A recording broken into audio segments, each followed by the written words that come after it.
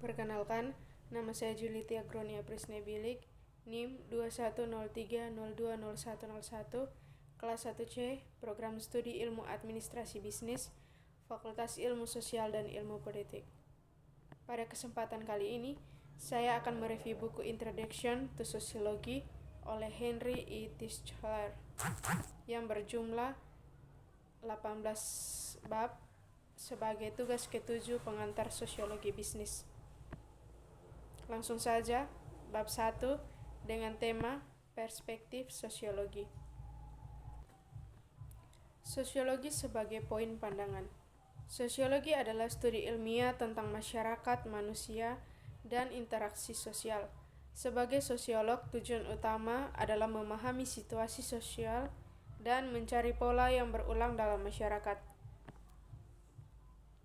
Tidak menggunakan fakta secara selektif untuk membuat acara bincang-bincang yang meriah, menjual surat kabar, atau mendukung suatu sudut pandang tertentu.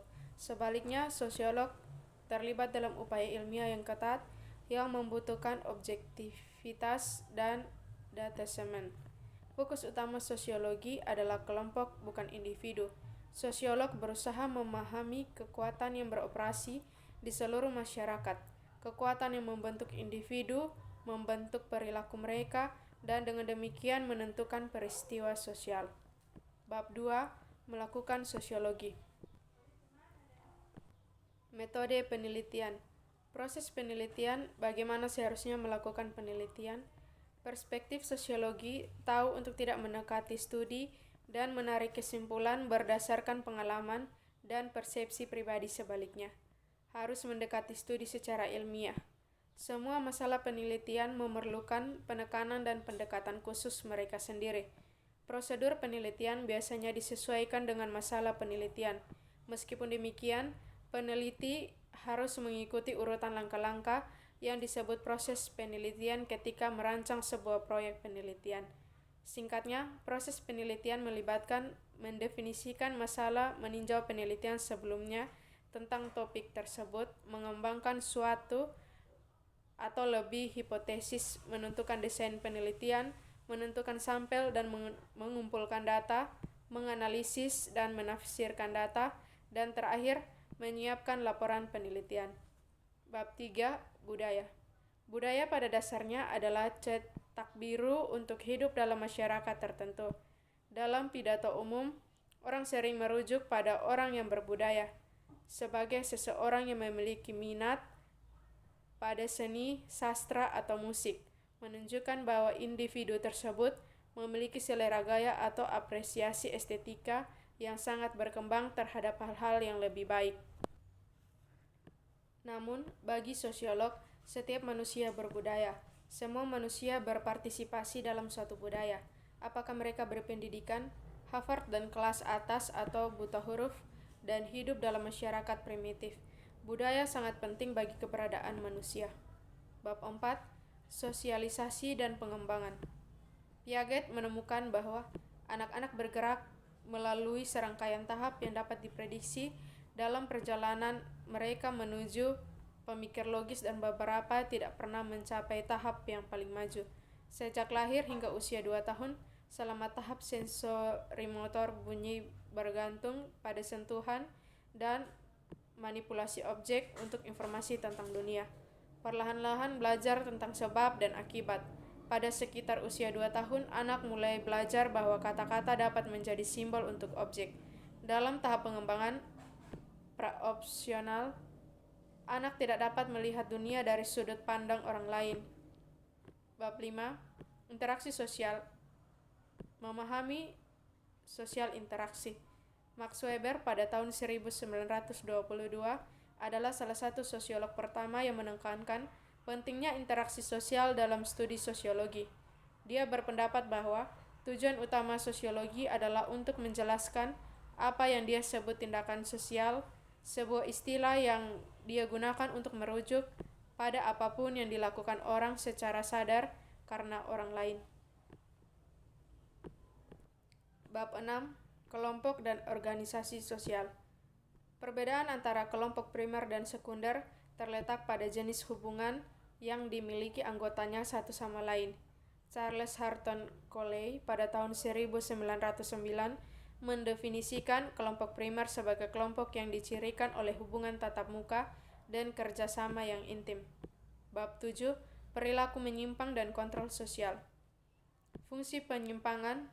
Mill Durkheim mengamati bahwa perilaku menyimpang adalah bagian integral dari semua masyarakat yang sehat.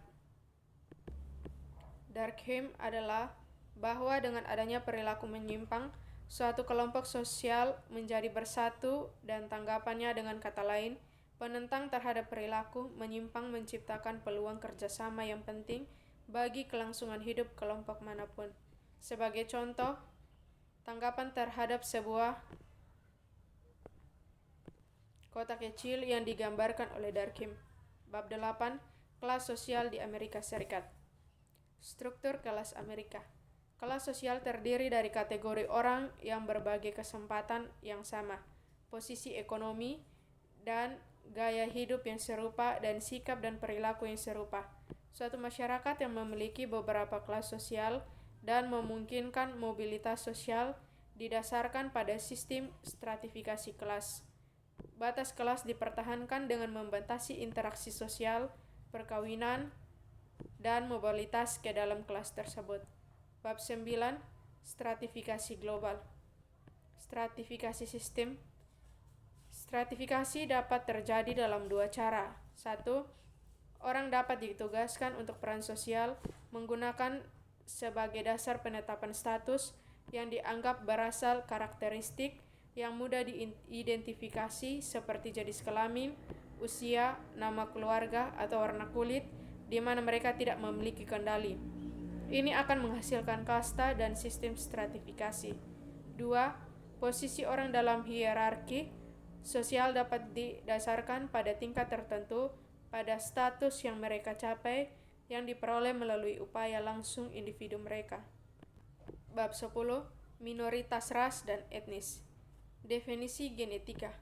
Ahli genetika mendefinisikan ras dengan mencatat perbedaan frekuensi gen di antara kelompok yang dipilih. Jumlah ras yang berbeda yang dapat ditentukan dengan metode ini langsung pada sifat genetik tertentu yang sedang diselidiki.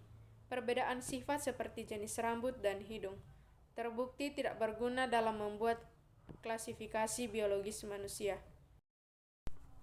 Definisi hukum. Hukum harus digunakan dalam kasus-kasus ketika pemisahan dan perlakuan yang berbeda akan diterapkan pada anggota kelompok tertentu. Hukum strategis adalah contoh yang bagus. Jika kondektur kereta api harus menugaskan seseorang untuk mobil hitam atau putih, mereka mendukung pedoman untuk cukup tepat untuk mengetahui siapa yang harus duduk di mana.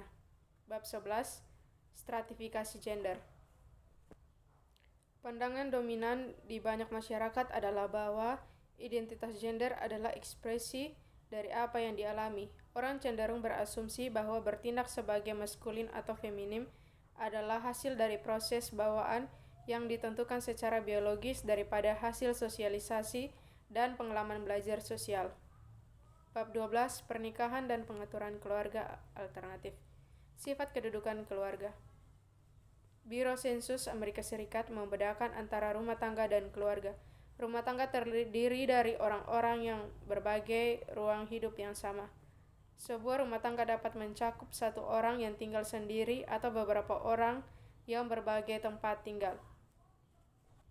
Sebuah keluarga, di sisi lain, memiliki definisi yang lebih tepat. Bab 13. Agama. Agama adalah sistem kepercayaan, praktik, dan nilai filosofis yang dimiliki bersama oleh sekelompok orang. Itu mendefinisikan yang suci, membantu menjelaskan kehidupan, dan menawarkan keselamatan dari masalah keberadaan manusia. Ia diakui sebagai salah satu lembaga penting masyarakat. Bab 14. Pendidikan. Tujuan utama pendidikan adalah untuk menyamakan masyarakat. Ward percaya bahwa sumber ketidaksetaraan adalah distribusi pengetahuan yang tidak merata. Tujuan utama pendidikan adalah untuk menyamakan masyarakat dengan membuat pengetahuan tersedia untuk semua. Kemajuan terbesar dalam peradaban telah dibuat oleh orang-orang yang memiliki kesempatan untuk pendidikan dan waktu luang untuk berpikir. Ward menyatakan bahwa raksasa potensial dunia intelektual bisa menjadi pekerja tidak terampil saat ini. Dia menulis jumlah individu dengan kegunaan luar biasa akan sebanding dengan jumlah yang memiliki kesempatan untuk mengembangkan kekuatan mereka. Ward percaya seluruh masyarakat akan mendapat manfaat jika ada kesempatan pendidikan yang lebih banyak dan lebih baik. Bab 15 Sistem Politik dan Ekonomi. Kekuasaan Max Weber pada tahun 1958 menyebut kekuasaan sebagai kemampuan untuk melaksanakan kehendak seseorang atau kelompok, bahkan dengan adanya perlawanan atau penentangan dari pihak lain. Dalam pengertian, kekuasaan adalah kemampuan untuk membuat orang lain mematuhi keputusan seseorang, seringkali melalui ancaman atau penggunaan sanksi, hukuman, atau paksaan yang sebenarnya. Bab 16 Penduduk dan Masyarakat Perkotaan. Marx berpendapat bahwa banyaknya orang dalam suatu populasi bukanlah masalah. Sebaliknya, mereka berpendapat itu adalah realisme yang menciptakan masalah sosial dan ekonomi yang terkait dengan pertumbuhan penduduk.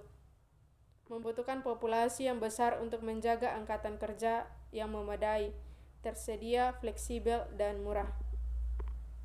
Bab 17 Kesehatan dan Penuaan. Amerika Serikat memiliki sumber daya perawatan kesehatan yang paling maju di dunia.